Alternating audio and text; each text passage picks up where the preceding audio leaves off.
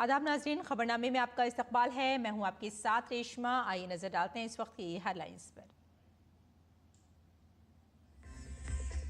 लोकमाता अहिल्याबाई होलकर की 300वीं यौम पैदाइश की तकरीबात आज। वज़ीर आज़म नरेंद्र मोदी भोपाल में ख़वातीन को बाइख्तियार बनाने के महासम्मेलन में करेंगे शिरकत। कई तरक्याती मंसूबों का भी करेंगे आगाज़।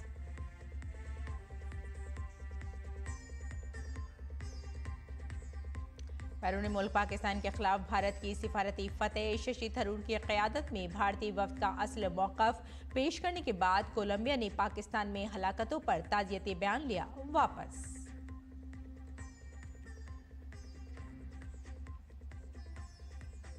पाकिस्तान से मुलाकात सरहदी रियासतों में ऑपरेशन सिंदूर के तहत आज की जाएगी मॉक ड्रिल। मरकजी वज़ारत दाखिला की हिदायत पर हिफाजती इंतजाम की भी की जाएगी जाँच।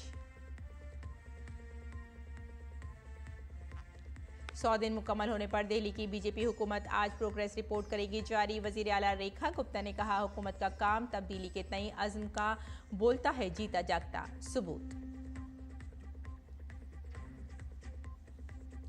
अमरीकी सदर ट्रंप का अमरीका में गैर मुल्की स्टील की दरामदात पर दोहरा टैरिफ आयद करने का ऐलान। 50% टैरिफ जायद किया जाएगा आयद। तिजारती जंग में मजीद शिद्दत पैदा होने का खदशा।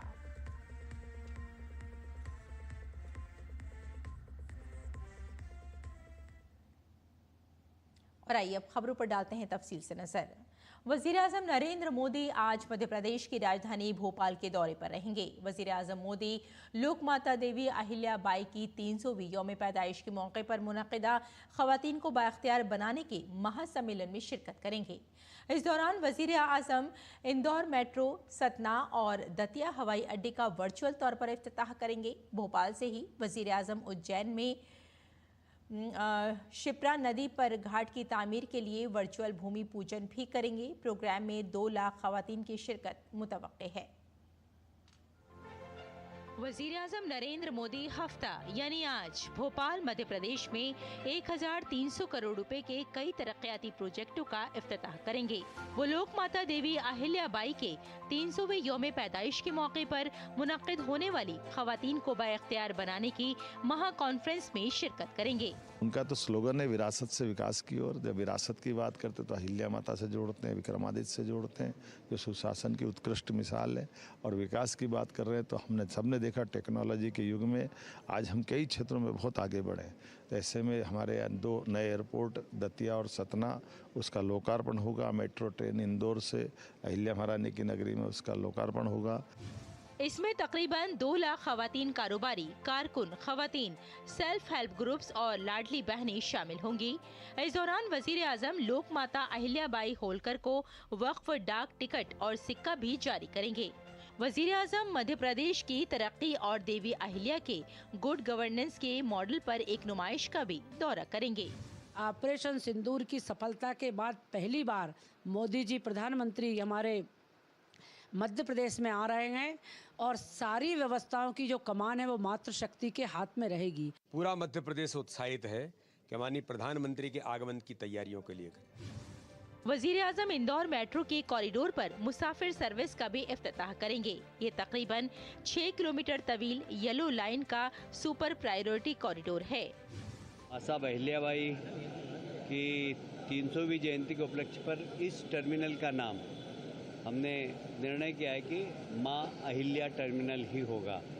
तो ये माँ अहिल्या के प्रति हमारी श्रद्धा है, हमारी कृतज्ञता है। प्रोग्राम के दौरान वज़ीर आज़म रियासत के 2 बड़े तीर्थ स्थल दतिया और सतना को हवाई परवाज का तोहफा भी देंगे। पब्लिक एरोड्रोम खुलने वाले हैं, इसमें से आम जन यहाँ से यात्रा कर सकेंगे और इनको जो अंतर्राष्ट्रीय मापदंड है उन मापदंडों के अंतर्गत दोनों एयरपोर्ट को विकसित किया गया है। वज़ीर आज़म सिंहस्थ महापर्व की तैयारियों के हिस्से के तौर पर नमामि शिप्रे के तहत घाट की तामीर और दीगर कामों के लिए वर्चुअल भूमि पूजन करेंगे। प्रधानमंत्री के इस कार्यक्रम में मध्य प्रदेश की वो तमाम महिलाएं होंगी जिनको डबल इंजन सरकार से कुछ न कुछ लाभ जरूर मिल रहा है। और महिलाएं या सिर्फ प्रधानमंत्री को सुनने ही नहीं आ रही हैं, बल्कि उनको आशीर्वाद देने भी आ रही हैं उन योजनाओं के लिए जो उनको सशक्त करने के लिए मोदी सरकार और राज्य की मोहन सरकार ने चलाई हैं। कैमरामैन गौरव निरगुडकर के साथ आदित्य श्रीवास्तव, डीडी न्यूज़, भोपाल। वजीर आजम आज मध्य प्रदेश का दौरा करेंगे। ऑपरेशन सिंदूर के बाद ये पहला मौका है जब वजीर आजम खवातीन से मुतालिक किसी बड़े प्रोग्राम में शामिल हो रहे हैं। भोपाल में वजीर आजम नरेंद्र मोदी का इस्तकबाल खवातीन सिंदूर का पौधा देकर करेंगी। साथ ही खवातीन सिंदूरी साड़ी पहनकर प्रोग्राम में शिरकत करेंगी। मध्य प्रदेश में बीजेपी के रियासती सदर विष्णुदत्त शर्मा ने डीडी न्यूज़ के नुमाइंदे आदित्य श्रीवास्तव को खुसूसी गुफ्तगू में बताया कि प्रोग्राम के तमाम तर इंतजाम की क़यादत खवातीन के जरिए ही की जा रही है। प्रधानमंत्री नरेंद्र मोदी भोपाल पहुंच रहे हैं और ऑपरेशन सिंदूर के बाद अगर देखें तो महिलाओं को समर्पित कोई एक ऐसा बड़ा कार्यक्रम पहली बार देश में हो रहा है और महिलाओं में बेहद उत्साह देखा जा रहा है मध्य प्रदेश में। विष्णुदत्त शर्मा जी हमारे साथ मौजूद हैं, भारतीय जनता पार्टी के मध्य प्रदेश में प्रदेश अध्यक्ष हैं। शर्मा जी, कैसे देखें प्रधानमंत्री जी के इस दौरे को और ऑपरेशन सिंदूर के बाद तो ज़बरदस्त उत्साह देखा जा रहा है महिलाओं में। कल माननीय प्रधानमंत्री नरेंद्र मोदी जी का भोपाल का जो दौरा है, ऑपरेशन सिंदूर के बाद वो देश के अंदर इतनी बड़ी संख्या में नारी शक्ति, मातृशक्ति को वो संबोधित करेंगे। ये एक ऐतिहासिक अवसर है कि ऑपरेशन सिंदूर के बाद माननीय प्रधानमंत्री जी मध्य प्रदेश पधार रहे हैं। ऑपरेशन सिंदूर की सफलता और दूसरी ओर माननीय प्रधानमंत्री नरेंद्र मोदी जी के नेतृत्व में भारत चौथी अर्थव्यवस्था बनना, ये संयोग दुनिया के अंदर अगर कहीं है तो वो भारत के अंदर है और मोदी जी के नेतृत्व में है। क्योंकि भारत के अंदर माननीय प्रधानमंत्री मोदी जी का ही नेतृत्व है कि हमारी किसी बहन का अगर किसी ने सिंदूर मिटाया तो उसे मिटाकर जमीन में गाड़ने का काम किसी ने किया है, तो भारत के प्रधानमंत्री नरेंद्र मोदी जी ने अपने बहनों के सम्मान के लिए और भारत की रक्षा के लिए सेना के पराक्रम के साथ जो इतिहास बना है, उसके बाद प्रधानमंत्री मोदी जी यहाँ पधार रहे हैं। मध्य प्रदेश खाली हाथ नहीं आ रहे हैं प्रधानमंत्री, कई सौगातें भी लेकर कई सौगातें देने के लिए आ रहे हैं। हमारा दतिया एयरपोर्ट है, सतना एयरपोर्ट है, उज्जैन के अंदर सिंहस्थ को लेकर 29 किलोमीटर के घाटों का निर्माण है। साथ में ही इंदौर देवी अहिल्या की नगरी, वहाँ मेट्रो का उद्घाटन है। तो कई सौगातें भी माननीय प्रधानमंत्री मोदी जी मध्य प्रदेश को दे रहे हैं। बहुत बहुत धन्यवाद। विष्णुदत्त शर्मा जी हमारे साथ मौजूद थे, भारतीय जनता पार्टी के प्रदेश अध्यक्ष हैं। और उत्साहित जो महिलाएं मध्य प्रदेश की हैं प्रधानमंत्री से मिलने के लिए, उनको सुनने के लिए, कहीं ना कहीं वो उत्साह देखते ही बन रहा है। और ऑपरेशन सिंदूर के बाद जिस तरीके से देश भर में एक माहौल है, उसकी झलक भी इस कार्यक्रम में देखने को मिलेगी। कैमरामैन गौरव निरगुडकर के साथ आदित्य श्रीवास्तव, डीडी न्यूज़, भोपाल। मध्य प्रदेश के 3 शहरों इंदौर, सतना और दतिया आज से रफ्तार और कनेक्टिविटी के मैदान में एक नए दौर में दाखिल हो रहे हैं। वज़ीर-ए-आज़म नरेंद्र मोदी भोपाल से वर्चुअली इंदौर मेट्रो के सुपर प्रायोरिटी कॉरिडोर पर मुसाफिर सर्विस का इफ्तिताह करेंगे। ये तकरीबन 6 किलोमीटर का हिस्सा येलो लाइन का सुपर प्रायोरिटी कॉरिडोर है, जिसमें 5 स्टेशन शामिल हैं। Gandhinagar station, super corridor 6 station, super corridor 5 station, super corridor 4 station और सुपर कॉरिडोर 3 स्टेशन। ये कॉरिडोर्स न सिर्फ ट्रैफिक और आलूदगी को कम करेंगे, बल्कि मुसाफिरों को आरामदेह और महफूज सफ़र फराहम करेंगे। सुपर प्रायोरिटी कॉरिडोर तकनीकी एतबार से जितना अहम है, उतना ही ये इंदौर की जदीदियत की जानिब बढ़ते कदमों की अलामत भी है। आपको बता दें कि इंदौर में कुल 31.32 किलोमीटर लंबाई पर मुहित मेट्रो प्रोजेक्ट है। इस प्रोजेक्ट में 22.62 किलोमीटर एलिवेटेड और 8.7 किलोमीटर अंडरग्राउंड मेट्रो शामिल है। येलो लाइन पर कुल 28 स्टेशन होंगे। पूरे प्रोजेक्ट की लागत तकरीबन 7,500 करोड़ रुपए है। इब्तदाई तौर पर जिस 6 किलोमीटर के कॉरिडोर का इफ्तिताह किया जा रहा है, उसकी लागत तकरीबन 1,520 करोड़ रुपए है। ऑपरेशन सिंदूर आउटरीच मिशन के तहत भारत के तमाम कुल जमाती वफूद को सिफारती कामयाबियां मिल रही हैं। कोलंबिया में शशि थरूर की क़यादत में वफ़द ने बोगाटा में कोलंबिया की नायब वज़ीर ख़ारजा योलांडा वलादिसेनियो से मुलाकात की।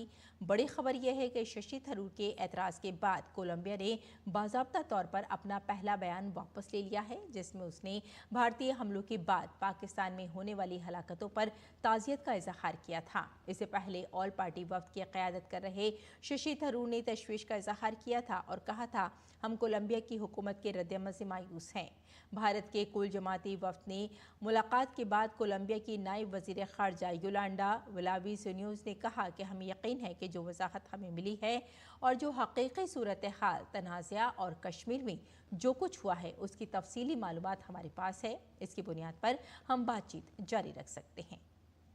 Like the Vice Minister very graciously mentioned, they have withdrawn the statement that we had expressed concern about, and that they fully understand our position on the matter, which is something we really value. NCP रुकन parliament Supriya सूले की क़यादत में कुल जमाती वफ्द फ़िलहाल Ethiopia के अदीस अबाबा में हैं। अपने दौरे के दौरान वफ्द ने इथोपिया के साबिक़ वज़ीर आज़म हैलिमारियम देसालेगन से मुलाकात की। मुलाकात में वफ्द के अरकान ने ऑपरेशन सिंदूर के बारे में तफसीली मालूमात फ़राहम की। इसके साथ ही सरहद पार दहशतगर्दी के खिलाफ भारत का मौक़िफ़ भी वाज़ेह किया गया। देसालेगन से मुलाकात के बाद सुप्रिया सूले ने कहा कि दहशतगर्दी के खात्मे के इस सफ़र में इथोपिया मजबूती से भारत के साथ खड़ा है।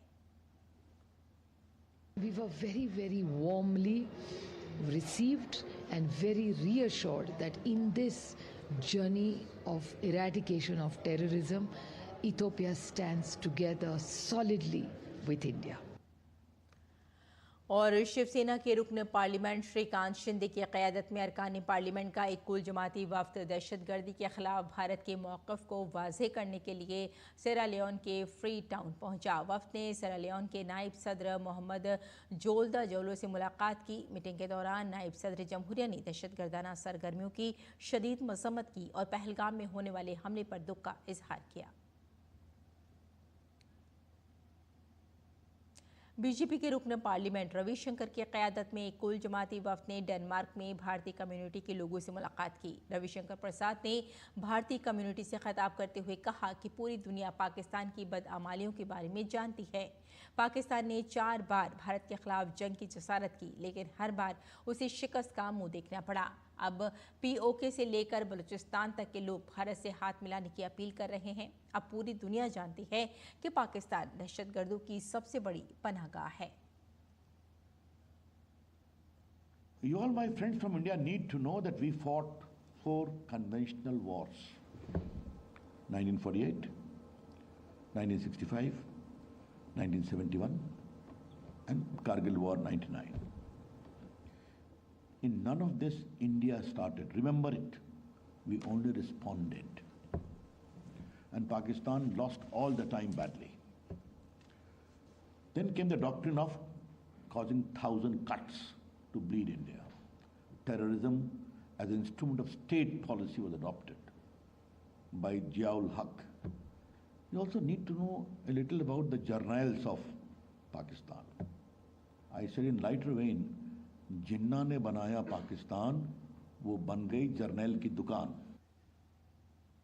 और मरकजी वजीर ज़राअत शिवराज सिंह चौहान आज हरियाणा के एक रोज़ा दौरे पर रहेंगे। शिवराज सिंह शाम को आर्या PG कॉलेज पानीपत में मुनक़िद प्रोग्राम में शिरकत करेंगे। वो डेवलप्ड एग्रीकल्चर रेजोल्यूशन मुहिम से खिताब करेंगे। शिवराज सिंह चौहान प्रोग्राम में किसानों से बातचीत भी करेंगे। तरक्की याफ्ता ज़रई संकल्प अभियान के तहत ज़रई साइंसदानों की टीमें गाँव का दौरा कर रही हैं, खेतों तक पहुँच रही हैं और किसानों से बात भी कर रही हैं। शिवराज सिंह चौहान वज़ीर आज़म नरेंद्र मोदी की लैब टू लैंड की करारदाद को पूरा करने में मसरूफ़ हैं। आपको बताते चलें कि डेवलप्ड एग्रीकल्चर रेजोल्यूशन मुहिम पूरे मुल्क में 12 जून तक चलेगी। शिवराज सिंह चौहान तरक्की याफ्ता ज़रई मुहिम के तहत कई रियासतों का दौरा करेंगे। और राजस्थान में बांसवाड़ा और डंगरपुर के दरमियान हैंगिंग ब्रिज का ख्वाब जल्द पूरा होने वाला है। इससे मुतालिक पुल की तामीर का काम आखिरी मराहिल में है। इस पुल को जल्द आवाम के लिए वक्फ कर दिया जाएगा और मुअल्लक़ पुल एक ज़िले से दूसरे ज़िले तक सफ़र का अहम ज़रिया होगा। ये पुल गुजरात और राजस्थान के दरमियान फासले को कम करेगा। पुल की तामीर से रोज़गार और सियाहत को भी फ़रोग़ मिलेगा। राजस्थान के डूंगरपुर जिले की चिखली ग्राम पंचायत के बेडुआ और बांसवाड़ा जिले के आनंदपुरी के बीच तामीर किए जाने वाले हैंगिंग ब्रिज का काम आखिरी मरहले में है। हैंगिंग ब्रिज पर रंग रोगन का काम जारी है। दोनों जानिब से सड़कें भी तामीर की जा रही हैं। आने वाले चंद दिनों में आवाम को ये सौगात मिल जाएगी इससे डूंगरपुर बांसवाड़ा दोनों अजला के लोगों को आमदोरफ्त में सहूलत होगी। काबिले जिक्र है कि रियासत का ये दूसरा हैंगिंग ब्रिज है जो केबल के सहारे है। और ये जो तकनीक है ये सबसे पहले बॉम्बे वर्ली सीरीज में बनी थी।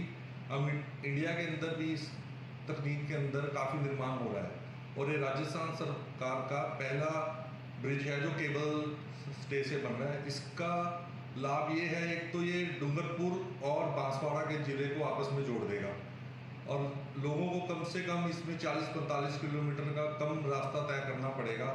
हैंगिंग ब्रिज की वजह से डूंगरपुर बांसवाड़ा के दरमियान फासला अब सिर्फ 16 किलोमीटर रह जाएगा। पुल के मुकम्मल होने से चिखली से बेडुआ का फासला 4 किलोमीटर और बेडुआ से आनंदपुर का फासला 4 किलोमीटर हो जाएगा। आनंदपुरी से मानगढ़ का फासला 8 किलोमीटर है। ऐसे में चिखली से मानगढ़ का फासला सिर्फ 16 किलोमीटर ही रह जाएगा।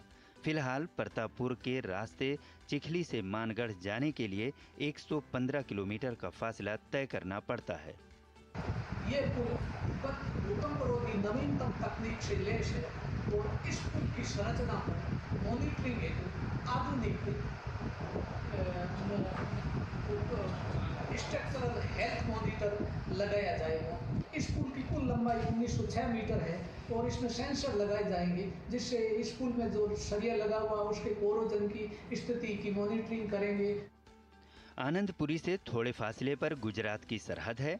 ऐसे में डूंगरपुर से गुजरात जाने का बेहतरीन रास्ता हैंगिंग ब्रिज होगा। करोड़ों रुपए की लागत से बनने वाले इस पुल की खास बात यह है कि जब पानी की सतह बढ़ेगी तो मुताल्लिका अफसरों को इसकी इत्तला मिल जाएगी। अभी जो चिखली आनंदपुरी वाला जो संगमेश्वर हैंगिंग ब्रिज बना है वो चिखली आनंदपुरी डूंगर और बांसवाड़ा की दूरियां बहुत कम हो जाएगी। जो पहले से 110 किलोमीटर दूर था अब मात्र 15 किलोमीटर में रह जाएगा। ये फायदा हो गया हमारे लोगों को और जो बाहर जो टूरिस्ट भी आएंगे उनके लिए बढ़िया हो जाएगा कि बाहर के लोग आएंगे डूंगरपुर रेलवे स्टेशन पर उतर के 50 किलोमीटर तो मालगढ़ आ जाएंगे। फायदा मिलेगा लोगों को, आवागमन की सुविधा अच्छी हो जाएगी। पुल पर जल्जले का भी असर नहीं होगा। आला तकनीक का इस्तेमाल करते हुए बनाए जाने वाले इस पुल से गुजरात और राजस्थान के दरमियान कनेक्टिविटी बढ़ेगी। कबायली इलाके के लोगों को आने जाने में आसानी होगी। सियाहत के लिहाज से भी लोगों को रोजगार के मौके मैसर होंगे और कारोबारी सरगर्मियों को फरोग मिलेगा। हैंगिंग ब्रिज के शुरू होने में भी अब ज्यादा वक्त नहीं लगेगा। Bureau report, DD news Urdu खबरें। और मरकजी वजारत दाखिला की हिदायत पर पाकिस्तान से मुल्हक़ा सरहदी रियासतों में ऑपरेशन शील्ड के तहत आज फर्जी मशक़ें की जाएंगी। ये मॉक ड्रिल 5 रियासतों और एक मरकज़ के ज़ेर इंतज़ाम इलाके में मुनक़्क़िद की जाएगी। इनमें जम्मू कश्मीर, पंजाब, राजस्थान, गुजरात, हरियाणा और चंडीगढ़ शामिल हैं। इस दौरान फ़िज़ाई हमलों और ड्रोन हमलों से निमटने की तैयारियों का जायज़ा लिया जाएगा। इसका मकसद लाइन ऑफ कंट्रोल के करीब वाक़ई इलाकों में सिक्योरिटी के हवाले से तैयारियों और आगाही को बढ़ाना है। सरहदी इलाकों में जहां फर्जी मशक़ें की जाएंगी और ये बताया जाएगा कि गोलाबारी की सूरत में लोगों को महफूज मुकाम और हस्पताल तक कैसे पहुंचाया जाए। तमाम लोगों को मशवरा दिया गया है कि सायरन बजते ही inverter lights, solar lights, torch, mobile lights और गाड़ियों की लाइट्स बंद कर दें। तमाम दरवाज़ों और खिड़कियों के सामने पर्दे भी डाल दें और इसका मशवरा दिया गया है ताकि किसी भी किस्म की रोशनी बाहर ना जाए। इससे कबल 7 मई को मुल्क के 244 अजला में फर्जी मशक़ें की गई थी। और दिल्ली की रेखा गुप्ता हुकूमत आज अपने 100 दिन के कामकाज का रिपोर्ट कार्ड पेश करेंगी। इस मौके पर आज जवाहरलाल नेहरू स्टेडियम में एक खुसूसी प्रोग्राम भी मुनक़्क़िद किया जाएगा। इस दौरान हुकूमत की अहम कामयाबियों, फलाही स्कीमों और 100 दिन के वर्क प्लान की तफसील पेश की जाएगी। इससे कबल वज़ीर आला रेखा गुप्ता ने कहा है कि वो 100% खुश हैं और मुतमईन हैं कि दिल्ली हुकूमत आवाम को हुकूक़ दिलाने के लिए ईमानदारी से काम कर रही है। जो दिल्ली के अधिकार हैं, जो दिल्ली की जनता के अधिकार हैं, उनको देने की दिशा में दिल्ली की सरकार ईमानदारी से काम कर रही है, पूरी शिद्दत के साथ काम कर रही है और निश्चित रूप में विकसित भारत के साथ विकसित दिल्ली आगे बढ़ेगी और तरक्की करेगी। और यूनिफाइड पेमेंट्स इंटरफेस यानी यूपीआई ने भारत के डिजिटल अदायगी के निज़ाम में अपना दबदबा मजबूत किया है। कुल लेन देन के हजम में इसका हिस्सा गुज़िश्ता माली साल के 79.7% से बढ़कर माली साल 2025 में 83.7% हो गया है। आरबीआई की सालाना रिपोर्ट के मुताबिक यूपीआई ने माली साल 2025 के दौरान 185.8 बिलियन लेन देन की सहूलत फराहम की, जो सालाना बुनियाद पर 41% की तरक्की को जाहिर करती है। यूपीआई लेन देन माली साल 2024 में 200 लाख करोड़ रुपए से बढ़कर 261 लाख करोड़ रुपए तक पहुंच गया। आरबीआई ने कहा कि यूपीआई की कामयाबी ने आलमी रियल टाइम अदायगियों में 48.5% हिस्से के साथ भारत को सरकर्दा मुकाम पर पहुंचाया है। आरबीआई ने यह भी कहा कि मरकजी बैंक यूपीआई को 2028-29 तक 20 ममालिक तक फैलाने के लिए पुरज़्म है। Bhutan, France, Mauritius, Nepal, Singapore, Sri Lanka और यूएई में क्यूआर कोड्स के जरिए भारतीय यूपीआई ऐप्स की कबूलियत पहले ही फाल हो चुकी है, जिससे भारतीय सयाहों, तलबा और कारोबारी मुसाफिरों को अपने घरेलू यूपीआई ऐप्स का इस्तेमाल करके अदायगी करने की इजाज़त मिलती है। आरबीआई ने यह भी कहा कि धोखाधड़ी के मजमूई वाक़यात में कमी आई है। और सोचें, अगर आपके पास एक वीडियो आए जिसमें आप खुद को न्यूयॉर्क टाइम्स स्क्वायर पर चहलकदमी करते हुए देखें, हालांकि आप कभी वहां गए ही नहीं। ये है आर्टिफिशियल इंटेलिजेंस का एक ऐसा चेहरा जो आपके एतमाद को मुतज़लज़ल कर सकता है। ये मुमकिन है डीप फेक टेक्नोलॉजी के जरिए। डीप फेक अब सिर्फ तफरीह या मजाक का जरिया नहीं रहा, बल्कि ये एक संगीन साइबर हथियार बन चुका है जो आपकी शिनाख्त, आपकी साख और यहाँ तक कि आपकी सलामती के लिए भी खतरा बन सकता है। ऋषि मोहन भटनागर, साइबर एक्सपर्ट, ने आवाम को ऐसे छोटे झूठे वीडियो से होशियार रहने को मशवरा दिया है। आपने मेरे फेस को मल्टीपल एंगल से ले लिया और उस तरीके से डेटा सेट क्रिएट कर दिया। मेरी वॉइस को, मेरे साउंड को, मेरे मेथड्स ऑफ टॉकिंग को या मेरे फेस के एक्सप्रेशंस को, इन सबको इतनी तरीके से डेटा सेट में क्रिएट कर दिया। इसमें हमने डेटा सेट क्रिएट कर दिया उसी फोटोग्राफ का, उसी पिक्चर का, और उससे आर्टिफिशियल इंटेलिजेंस के थ्रू हम उससे जो बुलवाना चाहते हैं उसी की वॉइस में, उसी के चेहरे के साथ दिखाई दे जाएगा। और पब्लिक अगर किसी एक सेलिब्रिटी के फेस के साथ कुछ ऐसी चीज़ सुनती है तो उसे लगता है अरे ये तो वो कह रहे हैं। आज की तारीख में अवेयरनेस ही सबसे कम है, पर आज मुझे लगता है कि आर्टिफिशियल इंटेलिजेंस, डिजिटल टेक्नोलॉजीज के कई कंसेप्ट्स में हमें रेगुलेशंस को लाने की जरूरत है और एथिकल एंड ट्रस्टवर्दी एआई को हमें करना पड़ेगा।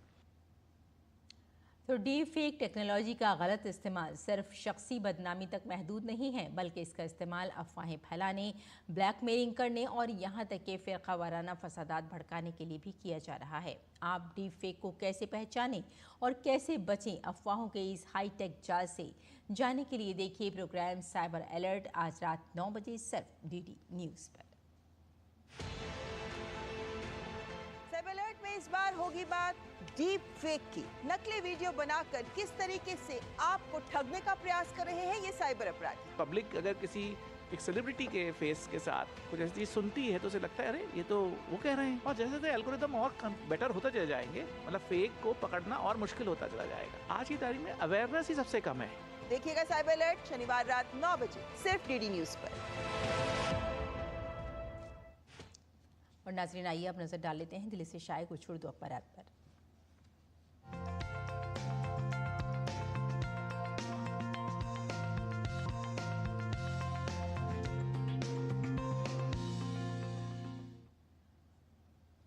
तो आइए सबसे पहले कुछ खास खबरें देख लेते हैं। दहशत का फन फिर उठा तो बिल से खींचकर कुचल देंगे। दहशतगर्दी के खिलाफ ऑपरेशन सिंदूर का सिर्फ एक तीर, ये है वज़ीर आज़म नरेंद्र मोदी का बयान। और हिंदुस्तानी अफवाज के आगे पाकिस्तान को गिड़गिड़ाना पड़ा।